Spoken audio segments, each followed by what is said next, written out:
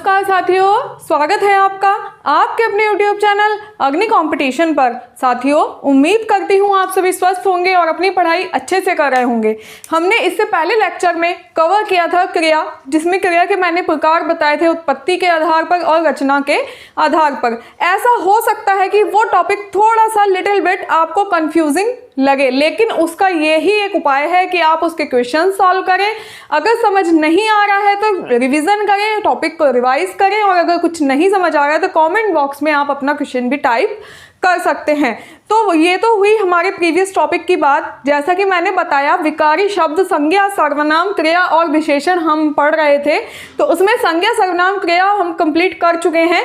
आज हम पढ़ने वाले हैं विशेषण। विशेषण और विशेषण के प्रकार टॉपिक बहुत इंपॉर्टेंट है हर एक एग्जाम की दृष्टि से, ठीक है। तो इसको अच्छे से करना है और स्किप नहीं करना है। आप लोगों अगर अभी तक प्रीवियस क्लासेस को नहीं देखा है तो उनको प्लेलिस्ट से जाकर चेक कर सकते हैं। आप हमारे टेलीग्राम चैनल से भी जुड़ सकते हैं, जिसका लिंक डिस्क्रिप्शन बॉक्स में आपको प्रोवाइड करवाया गया है। चलिएगा स्टार्ट करते हैं। विशेषण। विशेषण यानी जो पद किसी की विशेषता बतलाए, जो पद किसी की विशेषता बतलाए। विशेषता लाइक किस सेंस में हम मान सकते हैं, किसी के गुण धर्म के बारे में बता रहा है, किसी का कैसा आकार है, आकृति, रूप, रंग, इसका, उसका, यह, वह, या फिर पहला, दूसरा, इस टाइप से जितनी भी विशेषताएं, मोटा, पतला, ठिगना, नाटा, कुछ भी हम बोल सकते हैं। अगर किसी की कोई विशेषता है, सुंदर है, कोई होशियार है, वो सब उसकी विशेषता है, और ये शब्द जो उसकी विशेषता बतलाएंगे वो क्या हो जाएंगे, विशेषण हो जाएंगे। यानी कि जिसकी और एक बात याद रखेंगे, जिसकी विशेषता बतलाई जाती है वो क्या हो जाता है, विशेष्य। अब अगर मैं आपको एक एग्जाम्पल देती हूं, जैसे कि राम ईमानदार है, तो यहां पर विशेषता क्या होगी, आप गेस कीजिए कि राम ईमानदार है। यहां पर राम की विशेषता क्या है, राम की विशेषता है कि उसका गुण है कि वो क्या है, वो ईमानदार है। क्योंकि ये विशेषता बता रहा है ईमानदार, तो ये क्या हो जाएगा, ये हो जाएगा विशेषण। क्या हो जाएगा, ये हो जाएगा विशेषण। अब बात करी जाती है कि ये तो हो गया विशेषता, जिसकी जो विशेषता बतलाते हैं वो शब्द विशेषण हो जाते हैं, लेकिन इसमें राम क्या है, राम हो जाएगा विशेष्य। जिसकी विशेषता बतलाई जाती है वो विशेष्य होता है, और जो शब्द विशेषता बतलाते हैं वो विशेषण हो जाते हैं। ये चीजें अभी और क्लियर हो जाएंगी जैसे जैसे हम आगे टॉपिक को कवर करेंगे, ठीक है। इतनी बात क्लियर। युग्मन के आधार पर दो प्रकार की स्थितियां। युग्मन मतलब मैंने आपको बताया विशेषण और विशेष्य होते हैं। विशेषण वे शब्द होते हैं जो किसी भी व्यक्ति, वस्तु या जिस भी चीज की विशेषता बतलाते हैं। कौन सी, गुण धर्म, उनकी आकार, उनकी आकृति, उनकी अवस्था, कुछ भी जिसके बारे में बतलाते हैं वे शब्द क्या हो जाते हैं, विशेषण। और जिसकी विशेषता बतलाई जाती है, अगर मैं आपसे कहूं कि मैं अच्छा पढ़ाती हूं, एक एग्जाम्पल लेते हैं, अगर मैं कहूं मैं अच्छा पढ़ाती हूं, या ले सकती हूं कि तुम अच्छा पढ़ते हो, तुम अच्छा करते हो, तो यहाँ पर जो पढ़ना विशेषता है वो तो, जो पढ़ना है वो विशेषण हो जाएगी किसकी, तुम्हारी, है ना। तो तुम क्या हो, तुम तो विशेष्य हो, और अच्छा पढ़ते हो, पढ़ना क्या हो जाएगा, विशेषण हो जाएगा, ठीक है, क्लियर।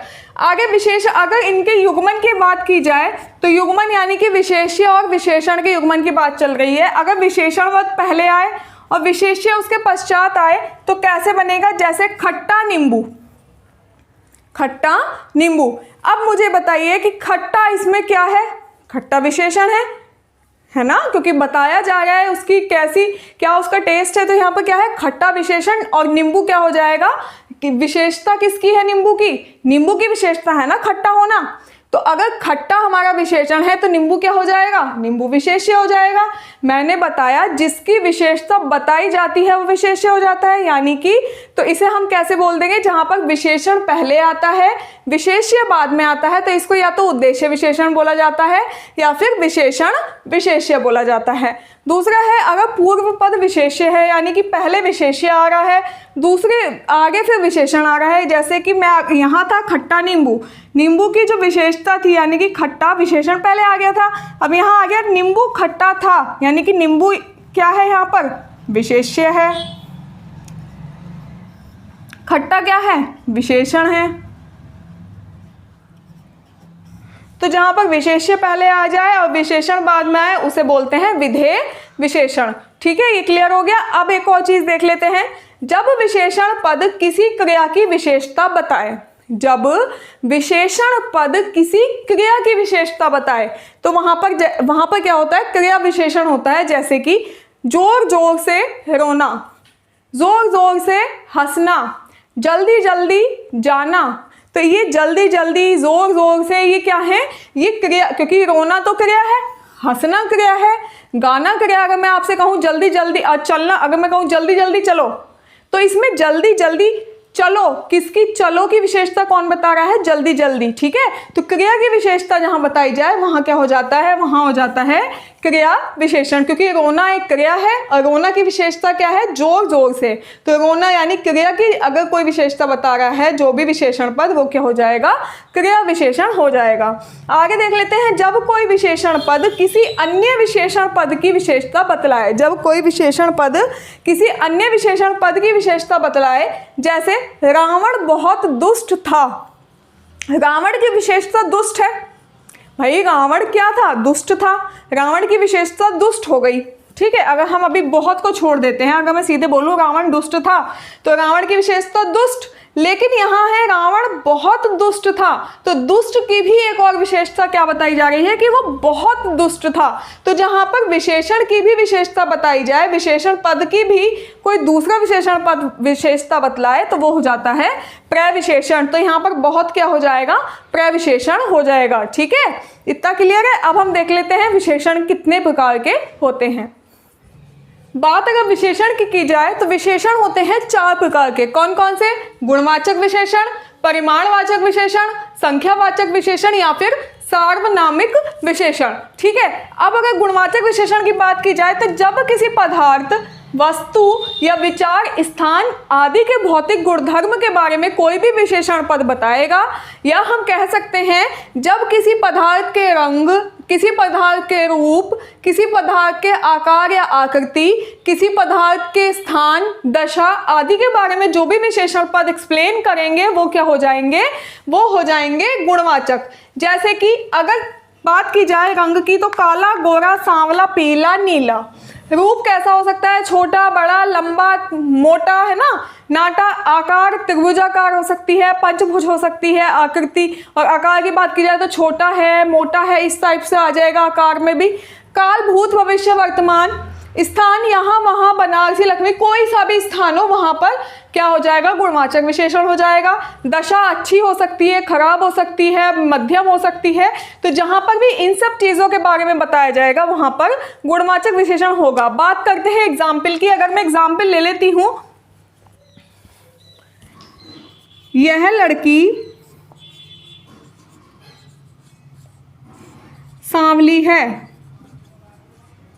अब पूछा जाए अगर इसमें कि सांवली कौन सा विशेषण है, तो सांवली कौन सा विशेषण हो गया? गुणवाचक विशेषण। ठीक है, अगर एक और एग्जाम्पल ले लेते हैं,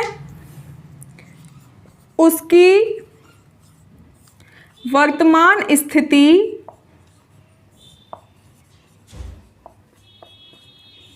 खराब है,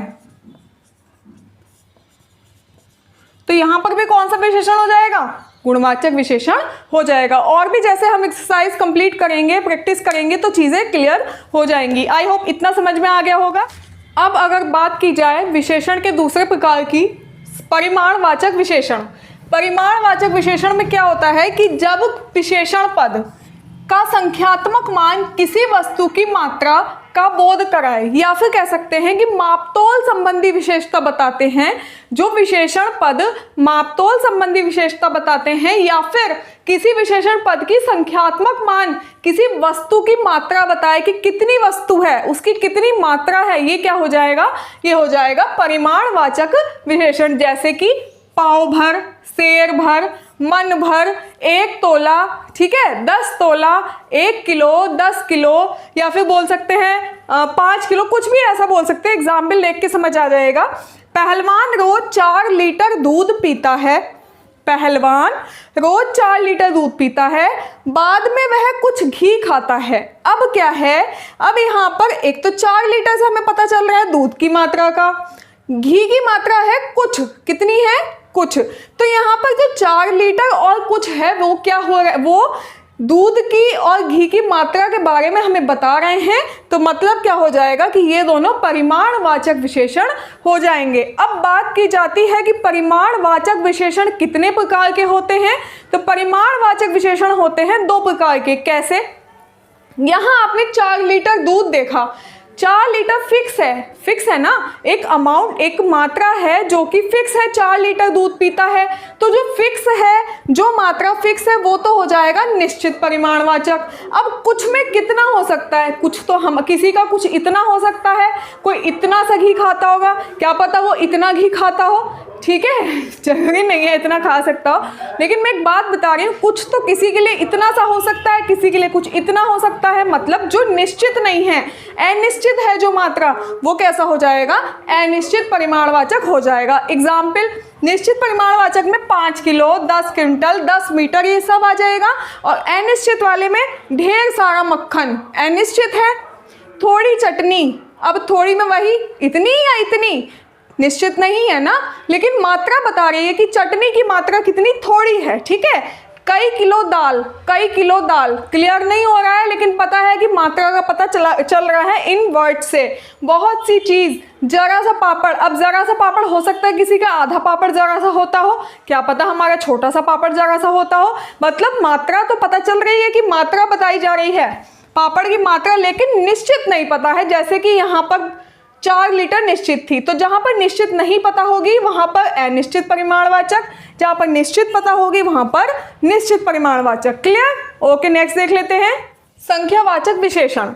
तो संख्यावाचक विशेषण जैसा कि नाम से ही पता चल रहा है, संख्यावाचक, संख्या के बारे में बताने वाला। तो जहां पर विशेषण पद से किसी संख्या का बोध होता है, या फिर वो साधारण संख्या भी हो सकती है या फिर गणना भी हो सकती है। तो जहां पर किसी भी संख्या का या साधारण संख्या हो चाहे गणना हो, उसका बोध जिन विशेषण पदों से हो जाएगा वो क्या हो जाएंगे, वो हो जाएंगे संख्यावाचक विशेषण। जैसे कि 1, 2, पौने, सवा, चौगुना, दोहरा। अब बात आती है कि आप संख्यावाचक और परिमाणवाचक में बिल्कुल कंफ्यूज ना हो, क्योंकि परिमाणवाचक विशेषण में किसी भी वस्तु की मात्रा का बोध कराया जाता है, किसी भी वस्तु की मात्रा का बोध कराया जाता है, जबकि संख्यावाचक में किसी संख्या का बोध होता है। जैसे कि अब ये भी 5 टाइप्स के होते हैं, गणनावाचक, क्रमवाची, आवृत्तिवाची, समुदायवाची और प्रत्येकवाची। बात यह है कि आप यहाँ पर कंफ्यूज बिल्कुल ना हो। अगर साथ के साथ नोट्स नहीं बना रहे हैं तो नोट्स बनाएं, क्योंकि सारी चीज़ें एक बार पढ़ने के बाद आपको दोबारा से रिपीट करनी होंगी, तब सारी चीज़ें क्लियर हो जाएंगी, वरना आप कंफ्यूज हो जाएंगे और ऐसा लगेगा कि बहुत ज़्यादा टफ टॉपिक है, जबकि ऐसा बिल्कुल नहीं है, बहुत इंटरेस्टिंग टॉपिक है। तो बस बात है कि आपको रिविज़न करना है। वीडियो को लाइक कर दें अगर आपने अभी तक लाइक नहीं किया है, और चैनल को सब्सक्राइब कर लें। चलिएगा देखते हैं गणनावाचक। गणना करने वाले अंक जिन विशेषण पदों से स्पष्ट होते हैं वो गणनावाचक हो जाते हैं। गणनावाचक में पूर्णांकवाची और अपूर्णांकवाची हो जाएंगे।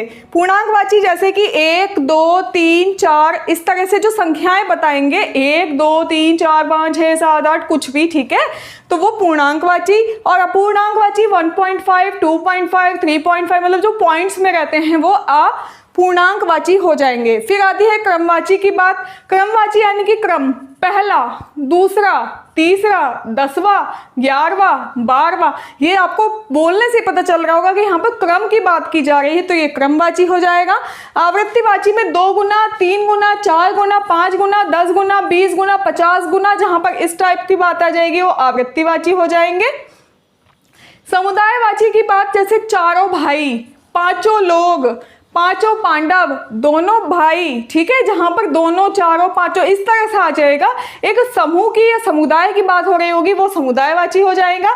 प्रत्येकवाची में किसी एक की बात होगी, हर एक, प्रत्येक, ठीक है, एक एक, तो ये क्या हो जाएंगे, ये सब किसके पार्ट्स हैं, ये हैं संख्यावाचक विशेषण के पार्ट्स। अब ये जो पांचों हैं यानी कि गणनावाचक, क्रमवाची, आवृत्तिवाची, समुदायवाची और प्रत्येकवाची, इन सब से एक निश्चित संख्या का बोध होता है। चाहे तो आप देख लीजिए, अब यहाँ पर 1 2 3 4 निश्चित संख्या है, पहला दूसरा चौथा एक निश्चित ही संख्या के बारे में बात की जा रही होगी। 2 गुना 3 गुना, भाई अगर मैं बोलूँ कि 2 का 2 गुना कितना है तो 4 है, तो वो एक निश्चित संख्या है ना, तो ये भी निश्चित संख्यावाचक हो गया। चारों भाई, अब 4 की नहीं 4 भाई के बारे में बात हो रही होगी। ऐसा तो नहीं है कि 5 लोग हैं और हम बोल दें चारों भाई, कैसे बोल देंगे, नहीं बोल सकते। इसलिए दोनों लोग, पांचों पांडव, केवल निश्चित लोगों के बारे में बात हो रही है। प्रत्येक, हर एक, एक एक, ये भी निश्चित है, तो ये सभी क्या हो जाएंगे, निश्चित संख्यावाचक। और कुछ लोग निश्चित नहीं है, कुछ में 2 भी हो सकते हैं, 4 भी हो सकते हैं, 6 भी हो सकते हैं, 8 को भी कुछ माना जा सकता है। अनेक आदमी, कई दोस्त, ये क्या है, ये है अनिश्चित संख्यावाचक। तो आई होप ये सारी चीजें क्लियर हो गई होंगी। नहीं हुई है तो मैं फिर से कह रही हूँ, नोट्स बनाएं, प्रॉपर नोट्स बना के रिविजन करें। कोई भी प्रॉब्लम है कमेंट बॉक्स में लिख दीजिए, मैं उसका रिप्लाई करूंगी। और लेकिन इसको समझने की कोशिश कीजिए, बिल्कुल कंफ्यूजन नहीं क्रिएट करना है। एक बार में समझ आता है रिपीट कर लीजिए, लेकिन नोट्स के बिना नहीं, ठीक है।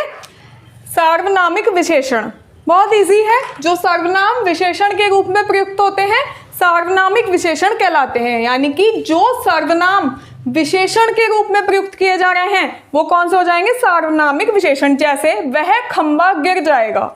अब वह खंबा गिर जाएगा, खंबे की विशेषता क्या है, कौन से खंबे की बात हो रही है, वह। तो खंबे की विशेषता वह बता रहा है, तो वह क्या हो जाएगा, यहाँ पर सार्वनामिक विशेषण हो जाएगा।